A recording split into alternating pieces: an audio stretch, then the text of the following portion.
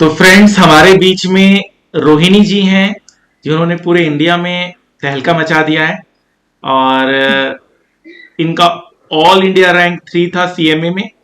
और इनसे मैंने ऑलरेडी, जब इनका रैंक 3 आया था तब मैंने इनसे बात की थी, और सी वॉज क्वाइट कॉन्फिडेंट, क्योंकि इनके कॉन्सेप्ट बहुत अच्छे क्लियर थे, इनके फाइनेंस में बहुत अच्छे मार्क्स थे, इनकी नॉलेज बहुत अच्छी थी। तो मुझे लग ही रहा था कि इनके कैंपस और जब इनका जॉब प्लेसमेंट लगेगा, इनका बहुत अच्छा लगने वाला है। और जितना सोचे थे उससे बहुत अच्छा लगा। और मेरा मानना है कि इनके सारे जो अभी तक के सपने थे वो पूरे होते जा रहे हैं, और आगे भी और भी बहुत इनको आगे बढ़ना है। तो रोहिणी जी, अपनी जर्नी के बारे में बताइए।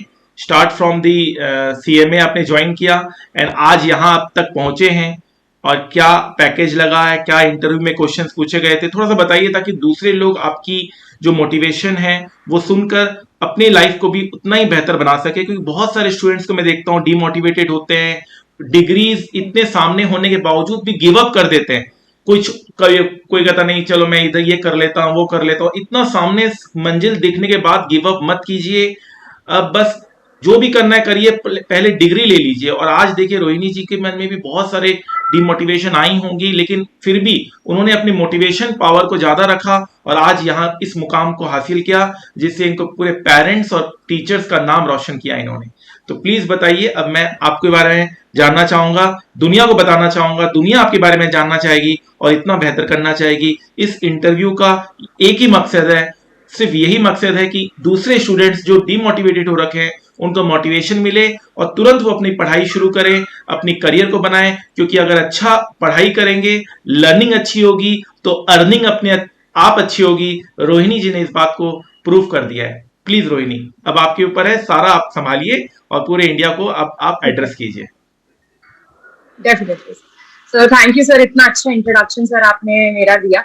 सर, सबसे पहली बात तो मैं ये कहना चाहूंगी कि सर आपने मेंशन किया कि मेरी लर्निंग बहुत अच्छी है, एंड मैं ये कहना चाहूंगी कि जो भी मेरे सीएमए फाइनल के टीचर थे, स्पेशली सर आप, सब बहुत अच्छा कॉन्सेप्ट मेरा क्लियर करके दिया है। एंड जो एक्चुअली में मुझे प्रैक्टिकल ट्रेनिंग थ्रू पता चलती है, वो चीज आपने मुझे थियोरिटिकली ही समझा दी क्लास में। तो I am very grateful to you sir, thank you so much for that.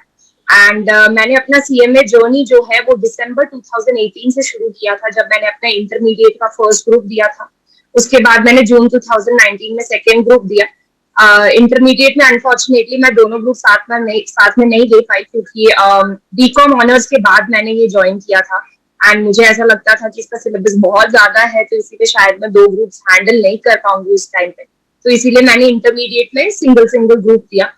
उसके बाद जब मेरे इंटरमीडिएट में सभी सब्जेक्ट्स में एग्जामेशन आ गई, तो मुझे लगा कि मुझे कॉन्फिडेंस आया कि मैं शायद फाइनल में रैंक ला सकती हूँ। तो इसीलिए मैंने ये सोचा कि चलो फाइनल में दोनों ग्रुप साथ में देते हैं, एंड फॉर्चुनेटली उसकी वजह से मुझे रैंक मिला। एंड उसके बाद मैं ये कहना चाहूंगी कि प्रैक्टिकल ट्रेनिंग बहुत इंपॉर्टेंट है, डेफिनेटली।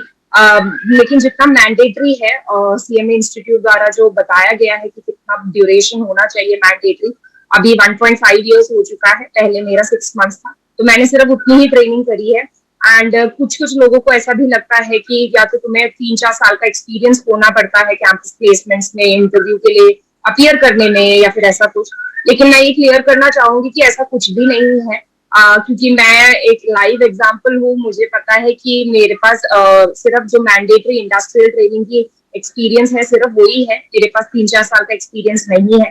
फिर भी उन्होंने मुझे शॉर्टलिस्ट किया सबसे पहले इसी चीज। मैं ऑलमोस्ट सारी कंपनीज में जो ऑल ओवर इंडिया आ रही थी, हर कैंपस में, चेन्नई हो, कोलकाता हो, या दिल्ली हो, या बॉम्बे हो, उन सभी कंपनीज ने मुझे शॉर्टलिस्ट किया था। एंड वो एक्सपीरियंस देखकर नहीं किया था, वो रैंक देखकर किया था, मेरे मार्क्स देखकर किया था। डेफिनेटली मैं ये नहीं कहना चाहूंगी कि जिसका एक्सपीरियंस है वो शॉर्टलिस्ट नहीं होते हैं, वो लोग भी होते हैं। बट आपको अपना सीवी उस तरह से ड्राफ्ट करना पड़ता है कि एम्प्लॉयर्स की नजर आप पे पड़े। तो एक चीज मैं ऐड करना और चाहूंगा, इंटरप्ट, कि जिनका रैंक है उनको ही प्लेसमेंट लगता है, ऐसा भी नहीं है। नहीं सर, बिल्कुल भी नहीं टैलेंट, वो आपकी टैलेंट को देखते हैं, और आप में इतना अच्छा, आपके मार्क्स के टैलेंट और आपकी इंटरव्यू इतनी अच्छी हुई है। आप कितने कितने लोग आपके साथ बैठे हुए थे, लेकिन सिर्फ मात्र 2 जन की प्लेसमेंट हुई थी उस कंपनी में जिस कंपनी में आपकी हुई है। तो इसका मतलब सब कुछ एक तरफ, टैलेंट एक तरफ। Yes sir, definitely sir. बहुत सारे स्टूडेंट्स को जानता हूँ जो 2-3 बार में उन एक एक ग्रुप करके उन्होंने सीएमए किया है, उनका भी 20-20 लाख, 25-25 लाख का पैकेज इस बार लगा है। डेफिनेटली हाँ जी sir, please go definitely go ahead, sir actually. क्योंकि अपनी टैलेंट को आप हाँ कम, जी, आपकी टैलेंट, आप अपनी टैलेंट की वजह से आप आज यहां तक पहुंचे। Thank you sir, thank you sir. आपकी ह्यूमिलिटी है जो आप ये आइडेंटिफाई कर लेते हैं। सर सबसे पहली बात तो मैं ये कहना चाहूंगी कि पावर फाइनेंस कॉर्पोरेशन ने ऑल ओवर इंडिया सिर्फ 2 लोगों को सिलेक्ट किया है। तो उसका मतलब ही यही है कि तुम्हारा टैलेंट मैटर करता है, क्योंकि मैं ऑल इंडिया रैंक 3 हूँ, मेरे साथ बाकी रैंक होल्डर्स भी थे, बाकी सब इक्वली ही रैंक होल्ड, उनके पास रैंक भी था, मार्क्स भी थे, कुछ कुछ लोगों के पास डुअल डिग्री थी, कुछ कुछ लोग चार्टर्ड अकाउंटेंट्स भी थे साथ साथ, एंड कुछ कुछ लोगों ने मेरे से भी ज्यादा मार्क्स लेकर आए थे, क्योंकि ऑल इंडिया रैंक 1 2 सब लोग थे। तो सर ये जब आप इंटरव्यू में बैठते हैं, आपको ये जस्टिफाई करना पड़ता है कि आप ये रैंक कैसे लेकर आए हैं, आप ये मार्क्स जो है इतने अच्छे कैसे लेकर आ पाए हैं। एंड वो आप वो जस्टिफाई तभी कर पाएंगे जब आप अपने कॉन्सेप्ट्स को और अपने नॉलेज को बहुत ही क्लियरली और अच्छे से आप इंटरव्यूअर के सामने प्रेजेंट कर पाते हैं। अगर जब तक आप अपनी नॉलेज को प्रेजेंट नहीं कर पाते इंटरव्यूअर के सामने, उनको नहीं पता चलेगा कि आपके पास नॉलेज है, क्योंकि ऑलरेडी आप एग्जाम्स में बैठ के क्लियर करके रैंक लाके आप ये प्रूव कर चुके हो कि आपने पढ़ाई तो कर ली है। अब आपको स्किल्स चाहिए, जो सॉफ्ट स्किल्स चाहिए, बात करने का तरीका और आपका कॉन्फिडेंस और आपका बॉडी पोस्चर, आप कैसे ड्रेसअप करते हैं, ये सब भी बहुत मैटर करता है।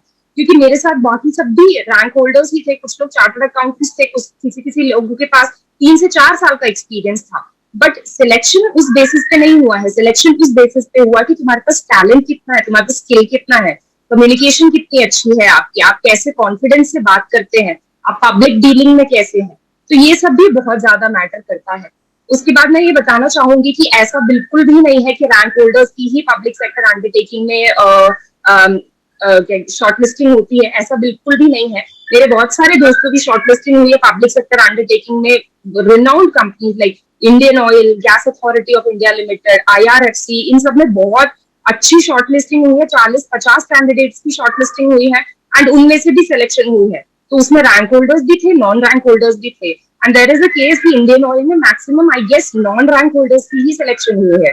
तो सर ये सब डिपेंड करता है कि आप कैसे प्रेजेंट कर पाते हैं खुद को। ऐसा कोई क्राइटेरिया नहीं बताया है कैंपस प्लेसमेंट्स में कि हमें एक्सपीरियंस चाहिए तभी होगा, या फिर कोई फ्रेशर चाहिए तभी होगा, या कोई रैंक होल्डर चाहिए तभी होगा। ये ऐसा सारे बिल्कुल भी नहीं क्राइटेरिया है। हम लोग अपने माइंड में फिक्स कर लेते हैं यार।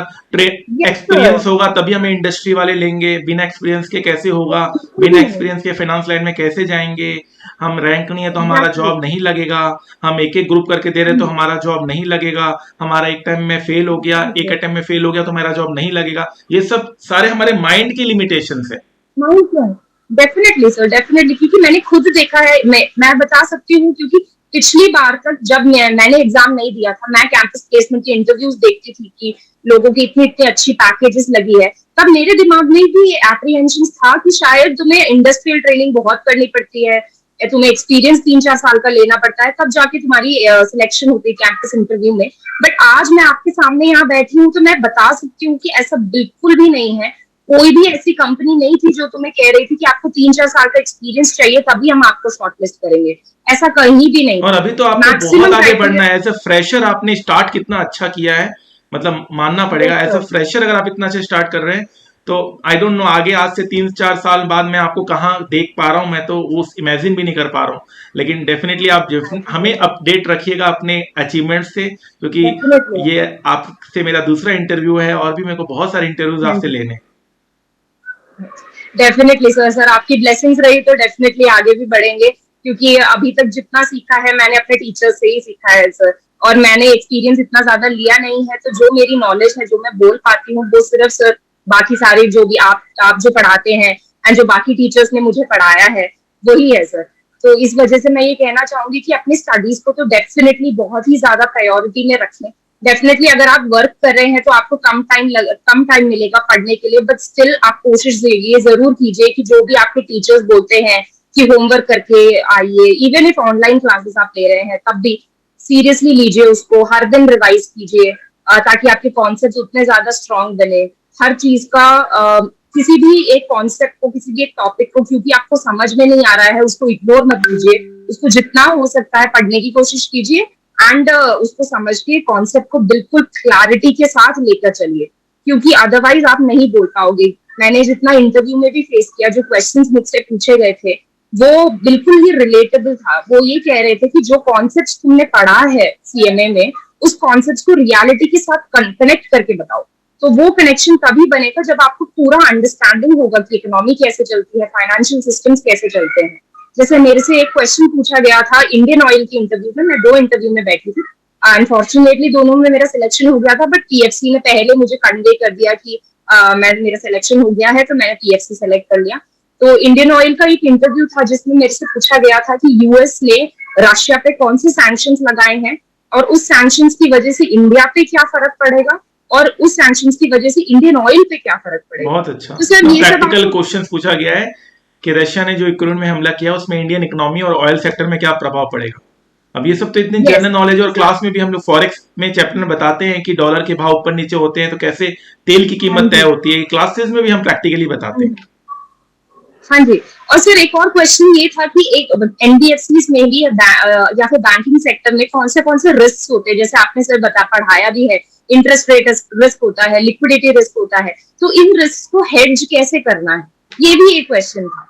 तो हेजिंग के टेक्निक्स आपको बताने थे, तो ये सब एसएफएम के इंटरव्यू चल रहा है ऐसा लग रहा है। हाँ जी सर सारे टॉपिक से उन्होंने ऑडिट से भी पूछा था, कॉस्ट अकाउंटिंग से भी पूछा था। तो सर वो लोग ये चेक करना चाहते हैं कि अगर आपको जो रैंक मिली है क्या आप उसको जस्टिफाई कर पाते हो या नहीं, क्या आपके पास एक्चुअल में इतनी नॉलेज है, या फिर सिर्फ आपने एग्जाम के लिए पढ़ के उसको खत्म कर दिया। वो चेक करना चाहते हैं। स्टडी भी प्रैक्टिकल नॉलेज से करनी जरूरी हो गई। सिर्फ आप ये सोचेंगे मैं बुकिश लैंग्वेज पढ़ लूं, 4 क्वेश्चंस कर लूं और एग्जाम पास कर लूं, वो भी नहीं चलेगा। डेफिनेटली सर वो बिल्कुल भी नहीं चलेगा, क्योंकि इंटरव्यूअर आपसे एक्सपेक्ट नहीं करते हैं वो चीज। उनको पता है कि आपने पढ़ाई जरूर करी है तभी आपकी रैंक आई है, या फिर तभी आप क्लियर कर पाए हैं exam in the first place. लेकिन अगर आप उसको रिटेन कर पाते हैं, उसको आप एक्चुअल करंट इकोनॉमिक सिचुएशन के साथ रिलेट करके बता पाते हैं, तो वो आपके लिए एक बहुत ही प्लस पॉइंट साबित हो सकता है, क्योंकि यूजुअली इंटरव्यूअर्स यही चेक करना चाहते हैं। और मैं ये जरूर एक चीज पॉइंट आउट करना चाहूंगी कि वो ये भी टेस्ट करते हैं कि क्या आप कोई क्वेश्चन सुन के ब्लैंक हो जाते हैं या नहीं, क्योंकि मैंने सुना था कि काफी बच्चे जो है वो ब्लैंक हो जाते हैं इंटरव्यूअर के सामने अगर कोई क्वेश्चन अगर उनसे पूछा जाए तो वो यही चेक करना चाहते हैं कि आप कॉन्फिडेंट हैं या नहीं, आपके पास इतना नॉलेज है कि आप खुद को बता सकते हैं कि हाँ मुझे ये आता है एंड मैं ये इसको एक्सप्लेन कर सकती हूँ।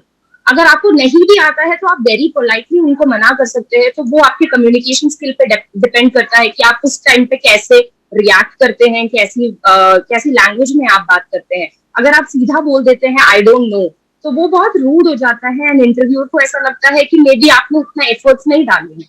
अगर आप आजकल बहुत फैशन चल रखा है कि सीधा बोल दो आई डोंट नो। मैंने सुना है ये चीज थोड़ा। आई डोंट नो, मैं इस पे कुछ वो नहीं कर रहा हूँ कि क्या सही है क्या गलत है, बिकॉज इसकी अलग तैयारी होती है इंटरव्यू की। But I think I don't know बोलना भी इतना सही नहीं है, और कभी कभी सही भी है कि आप एकदम फालतू के आंसर दिए जा रहे हो, उससे बेटर आई डोंट नो बोल दो। बट उसको भी एक बैलेंस वे में देखना होगा कि एकदम straight way I don't know बोलना भी सही नहीं है शायद। आई डोंट नो इस पे थोड़ा सा और चर्चा किया जा सकता है किसी और टॉपिक में कि इंटरव्यू को आपको कैसे फेस करना है। डेफिनेटली सर, उसका तो बिल्कुल अलग प्रिपरेशन होता है, और पढ़ाई के साथ साथ इंटरव्यू का प्रिपरेशन बिल्कुल अलग वे में चलता है। कुछ 5-6 बातें तो ध्यान रखनी होगी इंटरव्यू के लिए। मुझे ऐसा लग रहा है कि कुछ 5-6 बातें आप ध्यान में रख के इंटरव्यू को फेस करो। वो उसका हमें आपने भी शायद इसी तरह से तैयारी की होगी शायद। कुछ बातों का आपने भी ध्यान रखा होगा। हाँ जी सर, इंटरव्यू से पहले तो सबसे पहली बात मैं ये कहना चाहूंगी कि आप कंपनी के बारे में सारी डिटेल्स ले लीजिए। ये तो मस्ट है, क्योंकि इंडियन ऑयल का जब मैं इंटरव्यू देने गई थी उन्होंने मेरे से पूछा कि इंडियन ऑयल का ईपीएस क्या है इस बार। देखिए अर्निंग पर शेयर। हाँ जी, ये पूछा उन्होंने मुझसे, एग्जैक्ट फिगर मांगा, और उन्होंने ये भी बोला कि हमारा नेट प्रॉफिट इंक्रीज हुआ है या डिक्रीज हुआ है इस बार। एंड अगर पिछले साल डिक्रीज हुआ है, उन्होंने एक्चुअली मुझे बता दिया कि पिछले साल हमारा डिक्रीज हुआ था नेट प्रॉफिट, तो वो मुझसे ये जानना चाहते थे कि क्या रीजंस हो सकते हैं कि हमारा नेट प्रॉफिट डिक्रीज हुआ इंडियन ऑयल का। तो उनका वो पूरा बिजनेस स्ट्रैटेजी आपको पता होना चाहिए कि वो बिजनेस मॉडल किस बेसिस पे चलाते हैं, नेट प्रॉफिट कैसे कमाते हैं। एंड अगर 2020-2021 में अगर उनका नेट प्रॉफिट कम हुआ है तो किस रीजंस की वजह से हुआ है, वो ये सब आपसे जानना चाहते हैं। तो आपको इसके बारे में थरो अंडरस्टैंडिंग होनी चाहिए, बिल्कुल भी कुछ ऐसा आपको इसमें चेकलिस्ट डाउट है? बनाते हैं आपके पास, थोड़ा सैटरडे संडे आपका ऑफ रहेगा ऑफिस का, और आपको हाँ जी, हाँ जी, दिल्ली में ही रहते हैं आप, दिल्ली का ही आपको ऑफिस मिला है, हेड ऑफिस में है शायद, हाँ जी। तो हाँ सर, बहुत ही रजिस्टर्ड अच्छा ऑफिस आपको, है ये तो। हाँ कोई आप आपको दिक्कत नहीं, आप चाहते भी यहीं थे तो बहुत अच्छा है। हाँ जी सर, डेफिनेटली। और बाकी और क्या, मतलब आने जाने का कुछ और क्या उन्होंने और एक्स्ट्रा क्या उसमें आपका फैसिलिटीज हैं आपके साथ सैलरी के साथ? सर बाकी सारी फैसिलिटीज है, वेरिएबल पे भी है एक अलग सा 40% का।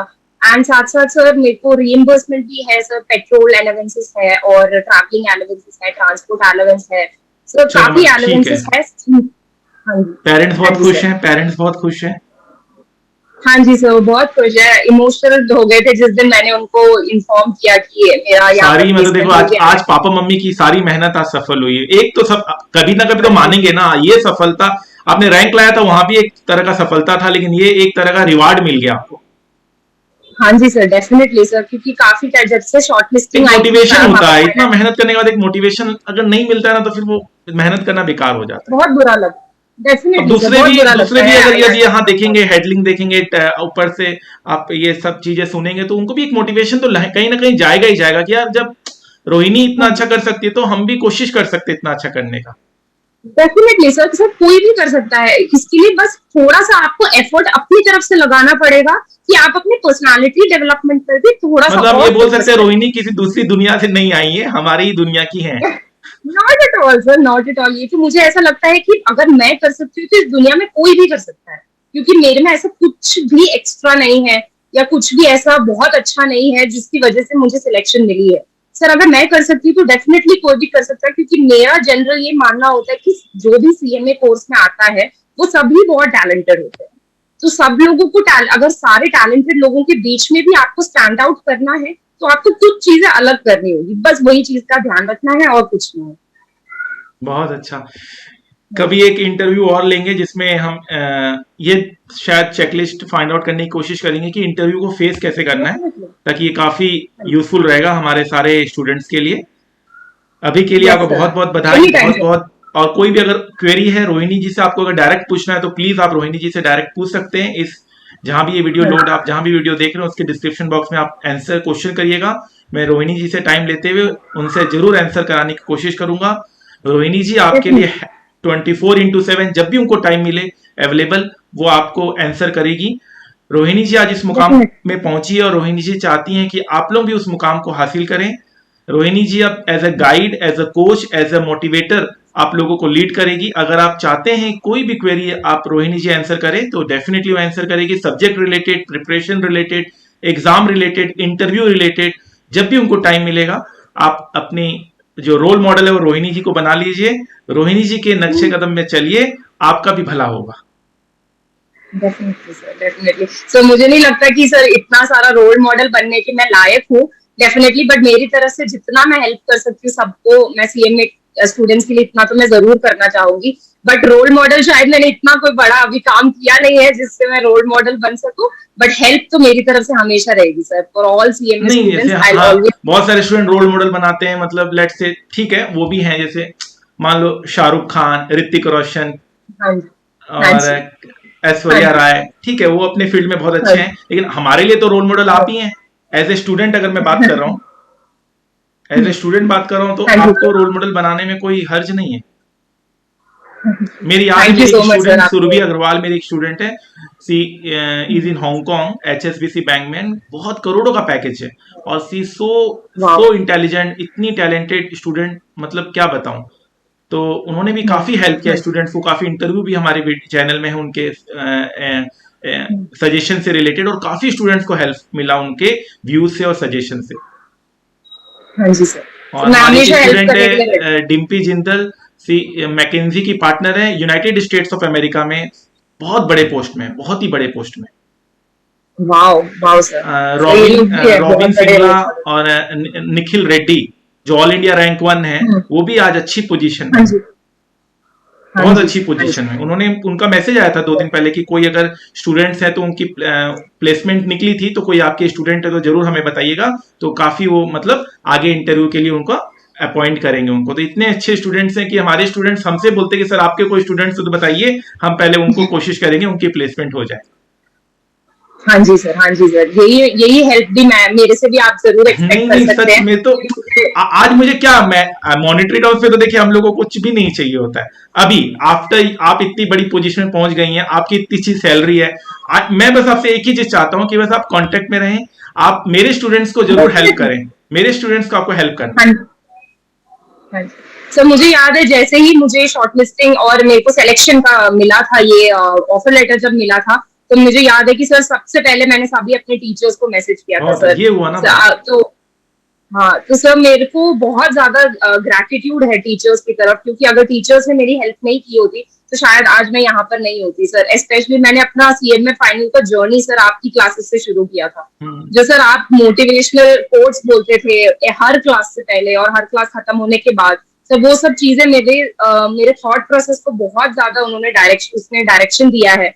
एंड ये जरूर बताया है कि मैं पॉजिटिव वे में अगर सोचूंगी तो डेफिनेटली मेरे साथ कुछ अच्छा ही होगा। जब दूसरे स्टूडेंट्स हम आपकी क्लास में रेफरेंस लेते थे तो आप मोटिवेट होते थे दूसरे स्टूडेंट्स को देख के। हाँ, हाँ जी सर, बहुत ज्यादा मोटिवेट होती थी सर। आई थिंक एक विनय करके एक स्टूडेंट थे सर आपके, तो मुझे याद है कि उन्होंने आपको मैसेज किया था, मेरे बुक में वो प्रिंटेड भी है जो उन्होंने आपको मैसेज डाला था कि उनकी ओएनजीसी में प्लेसमेंट लग गई है एग्जैक्टली 18 एग्जैक्टली। लाख की। 18 लाख की, तो सर वो मेरे लिए बहुत बड़ा मोटिवेटिंग फैक्टर था कि वो भी फ्रेशर थे आप एंड उनकी उनको 18 देख लाख के की आप आए, पैकेज। अब आपको देख के कितने लोग आप बेड़ा पाल होगा पता ही हाँ नहीं। जी, हाँ जी सर, ऐसा ही साइकिल बनता रहे, बनता सीएमए ऐसे ही कोर्स बनता अच्छा है, बनता यही रहे साइकिल बस। कभी टूटना नहीं चाहिए, यही साइकिल है, हाँ यही जी, साइकिल है। हाँ जी सर, हाँ जी, सो आज आज का दिन आपका है, आपका समय है, खूब इसमें एंजॉय कीजिए, खूब अपने और स्किल्स को बढ़ाइए, अपनी सारी जो हाँ जी, मेहनत आपने की थी उसको रिकॉल कीजिए और आज का दिन एंजॉय कीजिए। और आगे आने वाले समय में हाँ जी आपको और सर। बहुत आगे बढ़ना है, बहुत कुछ करना है। एक दो इंटरव्यू सेशन में आपसे और जरूर रखूंगा, कुछ इंटरव्यू स्किल्स हमारे स्टूडेंट्स को बताएंगे तो शायद उनका भला एनी होगा, टाइम सर, इंटरव्यू कैसे फेस करना है। Any time. तो रोहिणी जी से बात करते करते जस्ट एक और बात मुझे ध्यान आई है कि एक और हमारे पास मिथ होता है कि हमारे पास सारी फैसिलिटीज होनी चाहिए, एसी होना चाहिए, बहुत अच्छा रूम होना चाहिए, स्टडी टेबल होना चाहिए, अच्छी महंगी महंगी किताबें होनी चाहिए, कैलकुलेटर होना चाहिए, पेन होना चाहिए, कार होनी चाहिए, सारी फैसिलिटीज होनी चाहिए तभी हम पढ़ाई कर पाएंगे, अदरवाइज हमारा पढ़ाई नहीं होगा। एक ये भी मिथ है, बहुत लोग ये भी सोच हाँ के जी, पीछे रह जाते हैं, यार हमारे पास तो कुछ भी नहीं है, देखो उसके पास ये है, कार से आता है, कार से जाता है, इतनी महंगी महंगी किताबें हैं, इतना अच्छा इन्वायरमेंट है पढ़ने का, हमारे पास तो वो सारी कुछ है ही नहीं। तो रोहिणी जी, क्या ये एक बात है, सही है, या आपने भी उस अभाव में जिया है, उस आपने भी इस स्ट्रगल से जिया है, आपके पेरेंट्स बहुत स्ट्रगल से आपको पढ़ा पाए हैं, क्या वो चीज वो फेस आपने किया, थोड़ा सा बताइएगा उसके बारे में। आज आप इतना बड़ा हाँ जी पैकेज सर। हम सर हाईलाइट कर मैंने रहे हैं, आज हम वो दुनिया को बोल रहे हैं कि आपको इतना बड़ा पैकेज मिला है, लेकिन क्या आप सही में मतलब एक स्ट्रगलफुल जर्नी से आए हैं, या आपको बहुत इजीली आपको लग रहा है हाँ यार ठीक है, मेरे को तो इतना बड़ा पैकेज मिला है, मेरे लिए कोई बड़ी बात नहीं है, लेकिन क्या आपके लिए बहुत बड़ी बात है, क्योंकि आपने वो स्ट्रगल, आपने वो फेस किया है, आपने वो अभाव फेस किया है, आपके पेरेंट्स ने आपको बहुत मुश्किल से पढ़ाया है और यहां तक आपको मुकाम तक हासिल और किया है। हाँ जी सर, मैं ये बिल्कुल भी नहीं मानती कि आपके पास सारी फैसिलिटीज होनी चाहिए पढ़ने के लिए। पढ़ने के लिए तो सिर्फ आपका विल पावर होना चाहिए, आपका पैशन होना चाहिए बस, और कुछ जरूरत नहीं है। अगर मैं ये जरूर मानती हूँ कि मैं प्रिविलेज्ड हूँ, मैं बहुत प्रिविलेज्ड हूँ कि मैं घर पे बैठ के मेरे को पापा ने अलाउ किया ये सब पढ़ने के लिए, इवन विदाउट वर्किंग। बट अगर मैं एक चीज पॉइंट आउट करना चाहूँ तो आज भी मेरे घर पे अगर एसी चलना होता है तो मुझे पापा से परमिशन जरूर लेनी पड़ती है।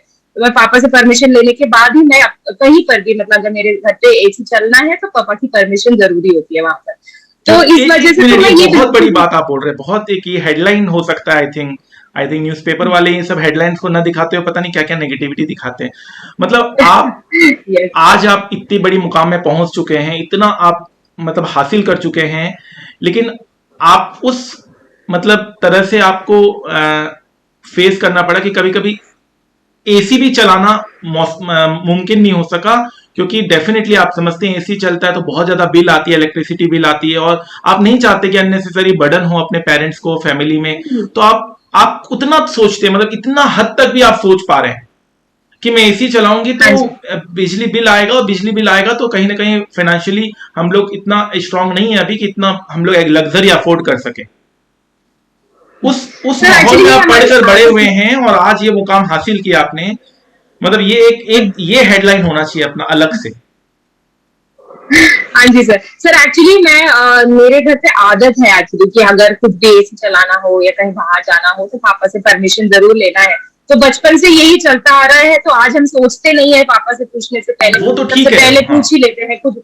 हाँ जी। लेकिन फिर भी इतनी कुछ महंगी भी महंगी करने से पहले पापा से। कोचिंग फीस इतनी महंगी महंगी, इतना पढ़ाई इतना आजकल महंगा हो गया है। डेफिनेटली। फिर भी मतलब आप मतलब डेफिनेटली। सोचना पड़ता है, एक एक चीज के लिए सोचना पड़ रहा है। आप सोचिए तब भी आप इस मुकाम तक पहुंच पाए, इसका मतलब अभाव कुछ भी नहीं होता, अभाव हमारे दिमाग में है। नहीं सर, नॉट एट ऑल।